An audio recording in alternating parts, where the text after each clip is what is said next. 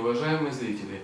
Сегодня мы с вами поговорим на такую тему, как укрепить наши кости, сделать их более сильнее и сохранить за счет этого суставы здоровыми и работоспособными.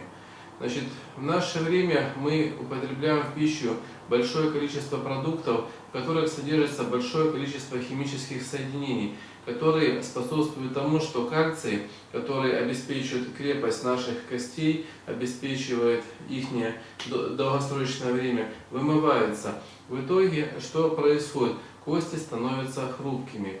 Также кальций очень сильно вымывается за счет употребления слабоалкогольных напитков, в частности пива.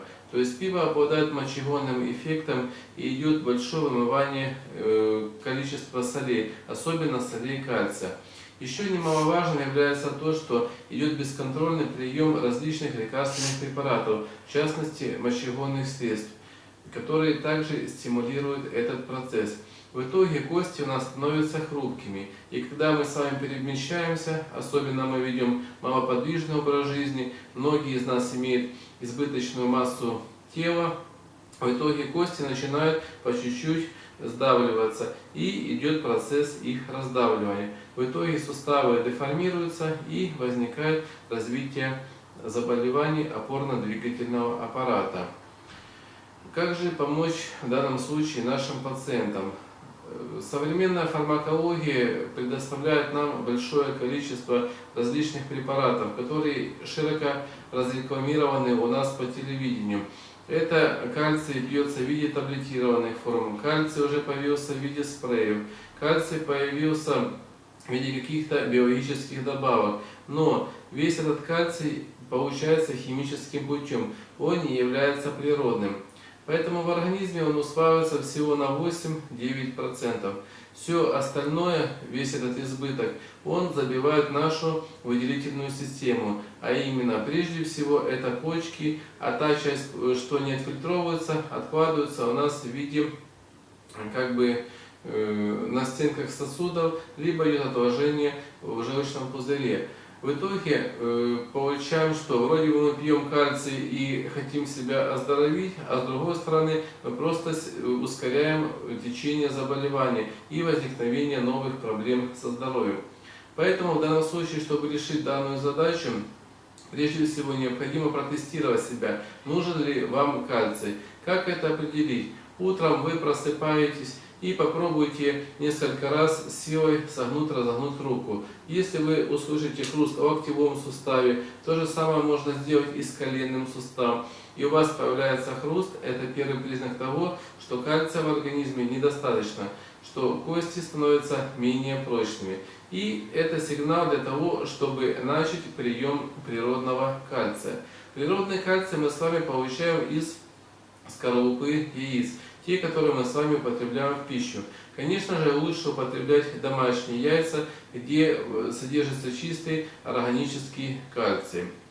Значит, как это сделать? После того, как вы использовали яйца для своих нужд, вы берете шкарлупу и на кофемолочке делаете порошкообразную форму.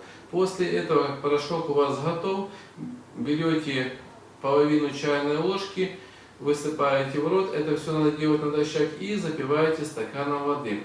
После этого рот надо хорошо прополоскать, так как микрокристаллики оседают на языке, на деснах и могут привести в дальнейшем к микротравматизации. Значит, употребление такого кальция рекомендуется через день.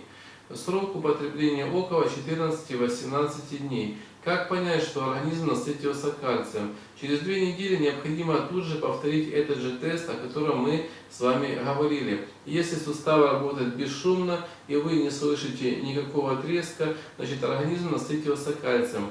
И дальнейшего употребления не надо. Почему? Если идет переизбыток в организме кальция, кальций, хотя он и природный, он все равно в небольших количествах откладывается в системе выделения, то есть начинает вредить нашему организму. Еще немаловажным является то, что кальций рекомендуется употреблять относительно здоровым людям.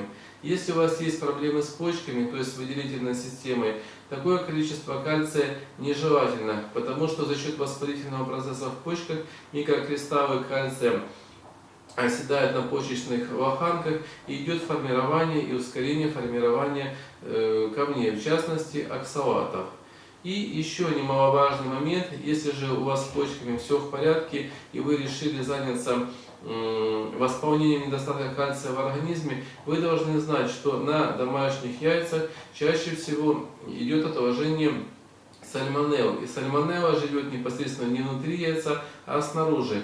Поэтому перед тем, как из скорлупы вам необходимо сделать порошок, скорлупу необходимо тщательно помыть любым щелочным раствором, тем же щелочным мылом, для того, чтобы полностью убрать этого паразита.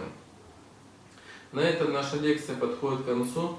Свои вопросы задавайте в комментариях, либо по телефону 067 73 77 832. Всего доброго!